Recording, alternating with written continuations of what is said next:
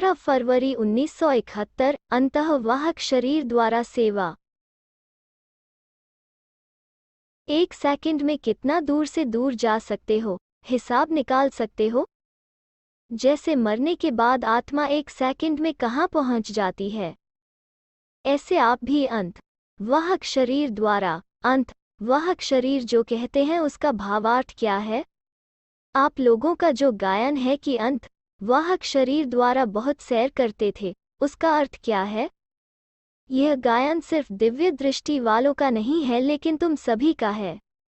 यह लोग तो अंतःवाहक शरीर का अपना अर्थ बताते हैं, लेकिन यथार्थ अर्थ यही है कि अंत के समय की जो आप लोगों की कर्मातीत अवस्था की स्थिति है, वो जैसे वाहन होता है ना, कोई न कोई वाहन द्वारा सैर किया जाता है, कहाँ का कहाँ पहुँच जाते हैं। वैसे जब कर्मातीत अवस्था बन जाती है तो यह स्थिति होने से 1 सेकंड में कहाँ का कहाँ पहुँच सकते हैं, इसलिए अंतःवाहक शरीर कहते हैं। वास्तव में यह अंतिम स्थिति का गायन है। उस समय आप इस स्थूल स्वरूप के भान से परे रहते हो, इसलिए इनको सूक्ष्म शरीर भी कह दिया है। जैसे कहावत है, उड़ने वाला घोड़ा।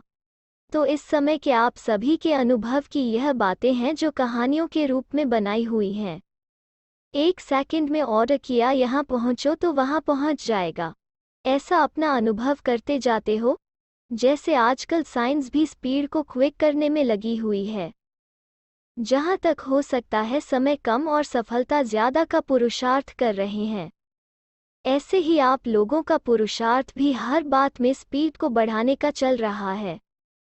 जितनी जितनी जिसकी स्पीड बढ़ेगी उतना ही अपने फाइनल स्टेज के नज़दीक आएंगे, स्पीड से स्टेज तक पहुंचेंगे। अपनी स्पीड से स्टेज को परख सकते हो। अभी सभी महान पर्व शिवरात्रि मनाने का प्लान बना रहे हो, फिर नवीनता क्या सोची है?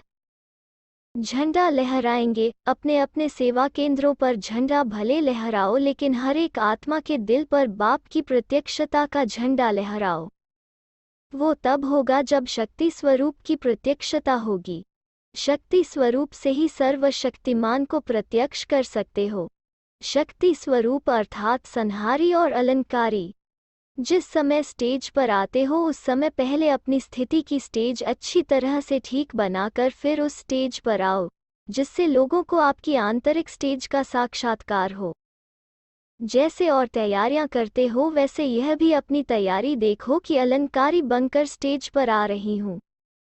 लाइट हाउस, माइट हाउस दोनों ही स्वरूप इमर्ज रूप में हों।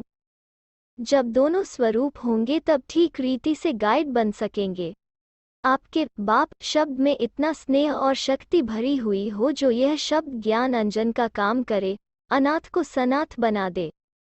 इस एक शब्द में इतनी शक्ति भरो। जिस समय स्टेज पर आते हो उस समय की स्थिति एक तो तरस की हो, दूसरी तरफ कल्याण की भावना, तीसरी तरफ अति स्नेह के शब्द, चौथी तरफ स्वरूप में शक्तिपन की झलक हो। अपनी स्मृति और स्थिति को ऐसा पावरफुल बनाकर ऐसे समझो कि अपने कई समय के पुकारते हुए भक्तों को अपने द्वारा बाप का साक्षात्कार कराने के लिए आई हूँ। इस रीति से अपने रूहानी रूप, रूहानी दृष्टि, कल्याणकारी वृत्ति द्वारा बाप को प्रत्यक्ष कर सकती हो। समझा? क्या करना है? सिर्फ भाषण की तैयारी नहीं करनी है, लेकिन भाषण की तैयारी ऐसी करो जो भाषण द्वारा भाषा से भी परे स्थिति में ले जाने का अनुभव कराओ। भाषण की तैयारी ज़्यादा करते हैं लेकिन रूहानी आकर्षण स्वरूप की स्मृति में रहने की तैयारी पर अटेंशन कम देते हैं। इसलिए इस बारी ज़्यादा तैयारी इस बात की करनी है, हरेक के दिल पर बाप के संबंध के स्नेह की छाप लगाना है। अच्छा, मधुबन वाले क्या सर्विस करेंगे? मधुबन वालों को उस दिन खास बापदादा अव्यक्त वतन में आने का निमंत्रण दे रहे हैं। वहां वतन में आकर सभी तरफ की सर्विस को देख सकेंगे।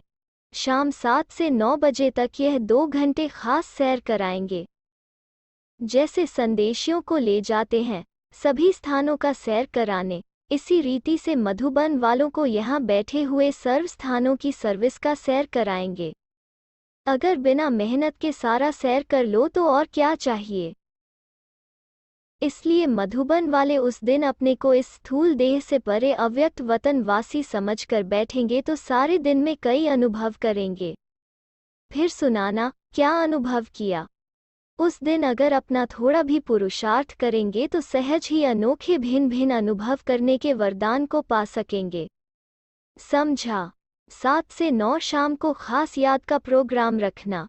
यूं तो सारे दिन का ही निमंत्रण दे रहे हैं, लेकिन विशेष यह सैर का समय है।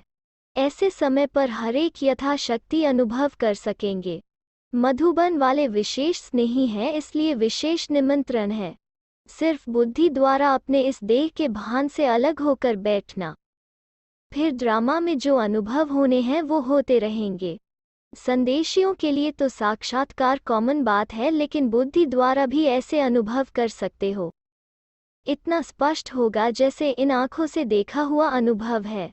अच्छा, टीचर्स के साथ इस ग्रुप को कौन सा ग्रुप कहें?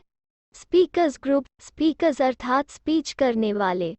स्पीच के साथ स्पीड भी है, क्योंकि स्पीच के साथ साथ अगर पुरुषार्थ की स्पीड भी है तो ऐसे स्पीच करने वाले के प्रभाव से विश्व का कल्याण हो सकता है। अगर स्पीड के बिना स्पीच है तो विश्व का कल्याण होना मुश्किल हो जाता है। तो ऐसे कहें कि यह स्पीच और स्पीड में चलने वाले ग्रुप हैं। जिन्हों की स्पीच भी पावरफुल, स्पीड भी पावरफुल है, उनको कहते हैं विश्व कल्याणकारी, मास्टर दू ख हरता सुख करता। तो ऐसे कार्य में लगे हुए हो जो दू ख हरता सुख करता होता है, वो स्वयं इस दुनिया की लहर से भी परे होगा, और उन्हों की स्पीच भी दू ख की लहर से परे ले जाने वाली होगी। ऐसी स्टेज पर ठहर कर स्पीच करते हो। स्पीच तो स्टेज पर ठहर कर की जाती है, तो आप किस स्टेज पर ठहर स्पीच करते हो? जो बाहर की बनी हुई स्टेज होती है उस पर। स्पीकर को जिस समय कोई स्थूल स्टेज पर जाना होता है तो पहले अपनी स्थिति की स्टेज तैयार है वा नहीं, यह चेक करता है।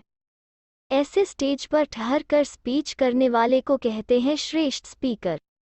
जैसे स्थूल स्टेज को तैयार करने के लिए भी कितना समय और परिश्रम करते हैं, ऐसे ही अपनी स्थिति की स्टेज सदैव तैयार रहे, उसके लिए भी इतना ही पुरुषार्थ करते हो। ऐसी पावरफुल स्टेज पर ठहर स्पीच करने वाले का यहाँ आबू में यादगार है।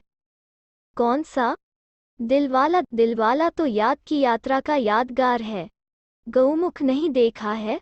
गौमुख किसका यादगार है? यह मुख का यादगार है। जैसे बाप का यादगार है गौमुख, क्योंकि मुख द्वारा ही सारा स्पष्ट करते हैं, इसलिए मुख का यादगार है। स्पीकर का भी काम मुख से है, लेकिन ऐसे जो श्रेष्ठ स्टेज पर ठहर कर स्पीच करते हैं, सदैव एवर रेडी स्टेज हो। ऐसे नहीं कि समय पर तैयार करनी पड़े। एवर रेडी स्टेज होने से जो प्रभाव होता है वो बहुत अच्छा पड़ता है। इसलिए पूछा कि प्रभावशाली हो। इस ग्रुप को प्रभावशाली ग्रुप कहें। सभी सर्टिफिकेट देंगे। अच्छा ग्रुप है। अगर आप सर्टिफिकेट देती हो तो फिर यह सर्व को सेटिस्फाई करने वाले भी होंगे। संतुष्ट मणियाँ तो हो ना? इसमें हाँ करते हो। अगर खुद संतुष्ट मणियाँ हैं तो औरों को भी संतुष्ट करेंगे। टीचर्स का भी पेपर होता है। कैसे? टीचर का पेपर सूक्ष्म वतन से आता है। टीचर का पेपर कदम कदम पर होता है। जो भी कदम उठाते हो वो ऐसा ही समझकर उठाना चाहिए कि पेपर हॉल में बैठकर कदम उठाती हूँ, क्योंकि स्पीकर अर्थात स्टेज पर बैठे हैं, तो जो सामने स्टेज पर होता है उसके ऊपर सभी की नज़र होती है। आप लोग भी ऊंची स्टेज पर बैठे हो। अनेक आत्माओं की निगाह आप लोगों के कदम पर है, तो आपको कदम कदम पर ऐसा अटेंशन से कदम उठाना है। अगर एक कदम भी ढीला व कुछ भी नीचे ऊपर उठता है तो अनेक आप लोगों को फॉलो करेंगे। इसलिए टीचर्स को जो भी कदम उठाना है वो ऐसा सोचकर उठाना है, क्योंकि ताजधारी बने हो ना। ताज कौन सा मिला है? जिम्मेवारी का ताज। जितनी बड़ी जिम्मेवारी उतना बड़ा ताज। तो जो बड़ी जिम्मेवारी मिली हुई है तो अपने को ऐसे निमित्त बने हुए समझ करके फिर कदम उठाओ। अभी अलबेलापन नहीं। ताज व तख्त धारी बनने के बाद अलबेलापन समाप्त हो जाता है। अलबेलापन अर्थात पुरुषार्थ में अलबेलापन। इस ग्रुप को सदैव यह समझना चाहिए कि जो भी कदम व कर्म होता है वो हर कर्म विश्व के लिए एक सा पुल बनकर के रहे, क्योंकि आप लोगों के इन कर्मों का कहानियों के रूप में यादगार बनेगा। आप लोगों के यह चरित्र गायन योग्य बनेंगे। इतनी जिम्मेवारी समझ करके चलते हो। यह इस जिम्मेवार ग्रुप की विशेषताएं हैं। जो जितना जिम्मेवार उतना ही हल्का भी रहेगा। अच्छा।